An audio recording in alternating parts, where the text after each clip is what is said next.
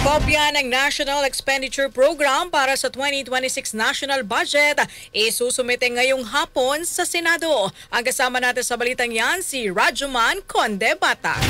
RMN Live Report! I-turn over na rin sa Senado ngayong hapon ang kopya ng 6.793 trillion pesos na National Expenditure Program o NEP na pambansang pondo para sa susunod na taon. Ay kay Senate Committee on Finance Chairman Sherwin Gatchalian, mamayang 1:30 ng hapon ang nakatakdang pag-turn over ng Malacanang ng NEP sa Senado. Inaasahang harap mamaya si Budget Secretary Amenan Pangandaman na siyang mag-turn over ng budget at tatanggapin ito ni Senate President Cheese Escudero at Senator Gatchalian. Ilalabas naman ng Senado ang calendar para sa 2026 budget. Oras na matanggap ang kopya ng NEP. Sa August 27 at 28 naman isasagawa ang meeting sa mga senador ng Development Budget Coordination Committee at pagkatapos ito ay sisimulan na sa 1 Setyembre ang budget hearing ng iba't ibang ahensya ng pamahalaan.